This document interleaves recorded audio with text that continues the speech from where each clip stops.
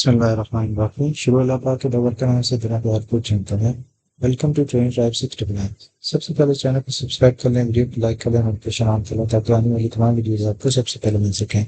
Video का आगाज़ करते हैं जी क्रिप्टो करेंसी की क्रेजी प्राइस एक्शन के साथ। लास्ट डे आपने बहुत सारी वॉलेटिलिटी एक्सपेक्टेशन थी। मैंने आपको वीडियो में बताया था कि सीपीआई डाटा आ रहा है, एक्सपेक्टेशंस रखें कि मार्केट वॉलेटाइल होगी। वॉलेटिलिटी की जहाँ तक बात करें तो इथेरियम ने बहुत अच्छा पंप लिया है और ऑल द वे टू 4681 इसका अभी तक हाई है आज के दिन का। कल जो इसने क्लोजिंग दी है, अगर मैं आपको ज़रा चार्ट को ज़रा क्लियर कर दूं तो आपको नज़र आएगा कि जो इसकी क्लोजिंग है वो बहुत ही अच्छी क्लोजिंग है और बड़ी बुलिश कैंडल इसने बनाई है। अच्छा, अब हम क्या एक्सपेक्ट कर रहे हैं फर्दर? अगर हम इसको देखें तो 1 मंथ के टाइम फ्रेम पे आप इसको देखें तो बेसिकली इथेरियम जो है वो अपने ऑल टाइम हाइज के करीब है, बहुत करीब है। तो एवरीवन इज एक्सपेक्टिंग कि ये इसको ब्रेकआउट करेगा और अभी तक जो इसका ऑल टाइम हाई है वो आपके पास 4872 है, जो कि बहुत ही करीब है। इथेरियम जो है वो एक एक घंटे में जो है वो हंड्रेड हंड्रेड डॉलर जो है वो मूव दे रहा है, जैसा कि आप यहाँ पे देख सकते हैं। इस पॉइंट पे अगर हम देखें इसको, ठीक है, इस पॉइंट के ऊपर आप देखें तो एक कैंडल जो है आपकी $105 की कैंडल बन रही है एक एक घंटे की। इसी तरह यहाँ पे देखें तो $115 की कैंडल बनी है। ठीक है, तो बहुत ज़्यादा वॉलेटिलिटी है और इथेरियम बिल्कुल पुल बैक नहीं कर रहा। अगर कोई पुल बैक आता है तो हम एक्सपेक्ट करते हैं पुल बैक के हिसाब से हम थोड़ा सा लिक्विडिटी हीट मैप को देख लेते हैं तो 4482 के ऊपर थोड़ी सी लिक्विडिटी मौजूद है और 24 घंटे के टाइम फ्रेम पे देखें तो एज सच कोई इतनी खास लिक्विडिटी मौजूद नहीं है। ठीक है, तो अगर हम पुल बैक की तरफ आते हैं तो this will be the point of interest 44 85 82। This will be the line जो कि हमारे पास सपोर्ट की लाइन भी है।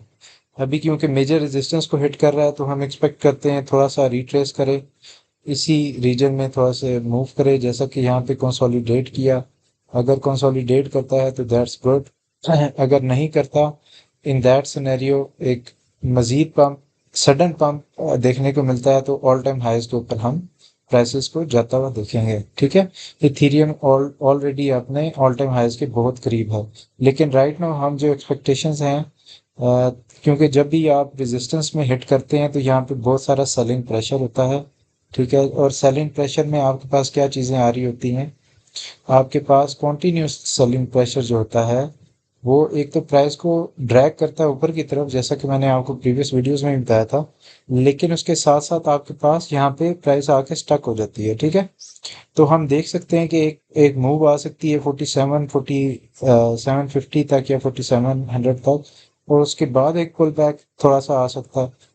ताकि क्यों पुल बैक ज़रूरी है? To eliminate this liquidity levels. ठीक है, ये देखें यहाँ पे बहुत सारे लिक्विडिटी लेवल्स बन चुके हैं।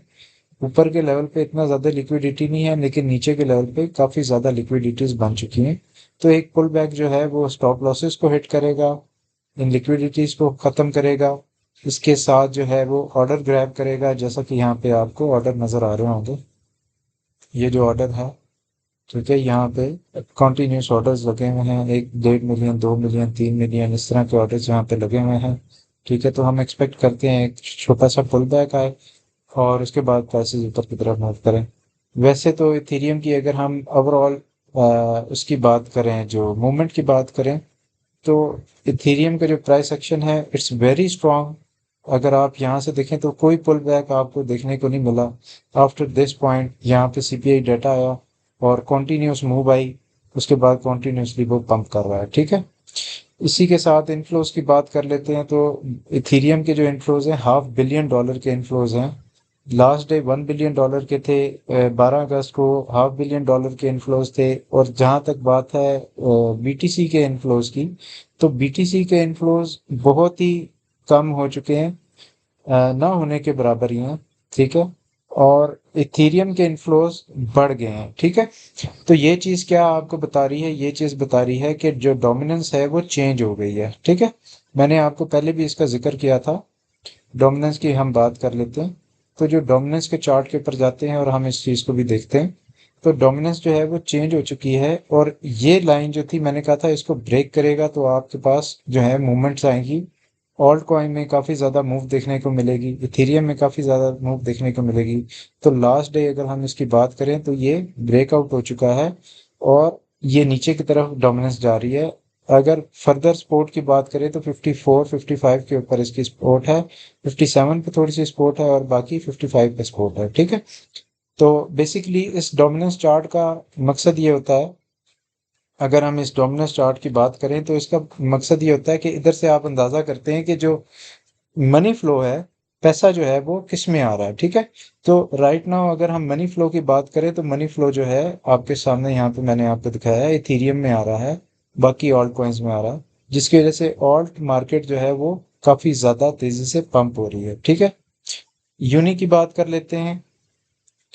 तो यूनी में कल अच्छा एक पंप देखने को मिला। ठीक है, राइट नाउ अभी कॉन्टिन्यूस इसे एक पुल बैक लिया है इसने और उसके बाद अब प्राइसेस ऊपर की तरफ जा रही हैं। ये एक रेजिस्टेंस लाइन है, इसको हिट करके हो सकता है प्राइसेस नीचे आए। अगर इसको ब्रेकआउट करता है तो हमारे पास जो नेक्स्ट लेवल ऑफ रेजिस्टेंस है वो 13 to 14 है। कार्डानो की बात कर लेते हैं। कार्डानो ने इस रेजिस्टेंस लेवल को जो है ब्रेक किया है। अब ये इसकी सपोर्ट बन चुकी है, इसको आप ग्रीन कर दें। ठीक है, अब ये इसकी सपोर्ट बन चुकी है। नेक्स्ट लेवल जो है कार्डानो का $1 से $1.05 के ऊपर है। इसी तरह हम बात कर लेते हैं लिंक की। तो लिंक की अगर हम बात करें तो ये इसकी अब सपोर्ट बन चुकी है। ठीक है, ये इसकी एक स्ट्रॉन्ग सपोर्ट बन चुकी है।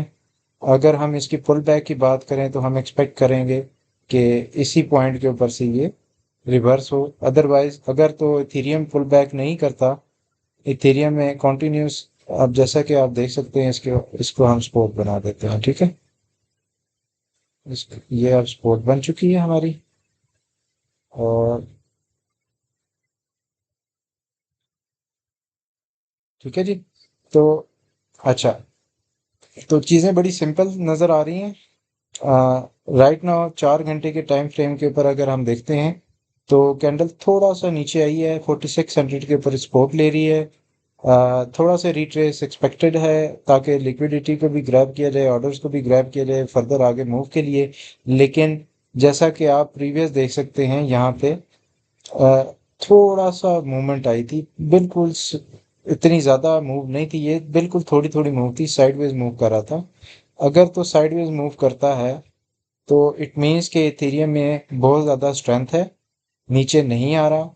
ठीक है, लिक्विडिटी ग्रैब हो सकती है, एक विक बना सकता है। लेकिन अगर साइडवेज मूव करता है तो हम क्या एक्सपेक्ट करते हैं, इस रेजिस्टेंस को ब्रेक करना इथेरियम आज के दिन में इसको ब्रेक करने की कोशिश करेगा। ठीक है, वन हिट हो चुका है, एक दफ़ा इसको हिट कर चुका है और उसके बाद से थोड़ा सा पुल बैक आया। अगर ये मल्टीपल टाइम्स इसको हिट करता है, जैसे कि प्रीवियसली आप देख सकते हैं यहाँ पे इसने हिट किया, वापस आया, दोबारा से हिट किया, तो इन दैट सिनेरियो हम क्या एक्सपेक्ट करते हैं, हम एक्सपेक्ट करते हैं इस रेजिस्टेंस लेवल को क्रॉस करेगा और ऑल टाइम हाइज के ऊपर चला जाएगा। ठीक है, इथेरियम का नेक्स्ट लेवल आपके पास ऑल टाइम हाइज के बाद 5000 का है। उसके बाद फर्दर जो अगर हम लेवल्स की बात करें,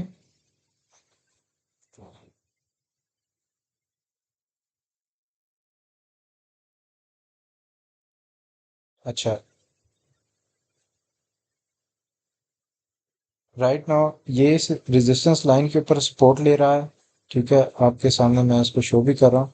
अगर इसको होल्ड करता है इन दैट सिनेरियो हमारे पास जो नेक्स्ट लेवल है वो 4911 है, यानी कि 5000 के करीब। और उसके बाद का जो लेवल है वो 5100 समथिंग कुछ है लेवल है। लेकिन आफ्टर क्रॉसिंग दिस एक पैराबोलिक मूव देखने को मिल सकती है जो कि बिट इथेरियम को पंप कर सकती है ऑल द वे टुवर्ड्स 57 58,000। और जूं जूं हम ऊपर जाएंगे इसी तरह पैराबोलिक मूव जो है वो बढ़ती जाएगी, इसी तरह 7000 के ऊपर।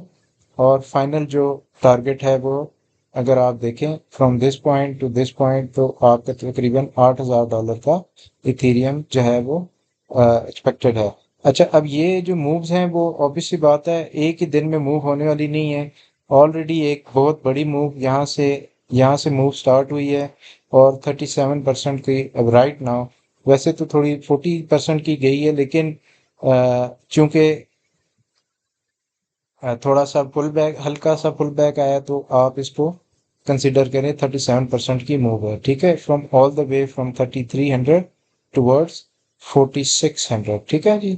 तो this is a good move, और अभी तक कोई रिट्रेस देखने को नहीं मिला, कोई इस तरह की जो है वो चीज़ नहीं देखने को मिली।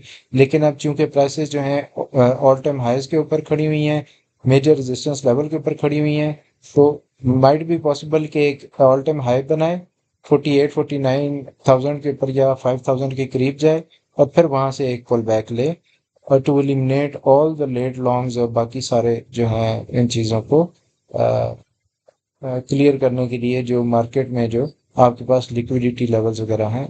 अदरवाइज अगर लिक्विडिटी की बात करें, तो कोई मेजर लिक्विडिटी लेवल्स नहीं है इथेरियम के लिए। बहुत फास्ट मूव थी, इतनी फास्ट मूव में आपके पास लिक्विडिटीज बनना बड़ा मुश्किल हो जाता है। थोड़ी बहुत लिक्विडिटी अवेलेबल है 4136 पे। इसी तरह कुछ 3 डे के टाइम फ्रेम पे ऑलमोस्ट कुछ भी नहीं है, बहुत थोड़ी लिक्विडिटी है। ये भी न्यूट्रल ही है, इतनी ज़्यादा लिक्विडिटीज नहीं है। 24 घंटे के टाइम फ्रेम पे तो ऊपर के लेवल पे लिक्विडिटी बन रही है। ठीक है, 12 घंटे के टाइम फ्रेम पे देखें तो हमारे पास ऊपर के लेवल पे थोड़ी सी लिक्विडिटी बन रही है, और नीचे बस थोड़ी थोड़ी लिक्विडिटी है।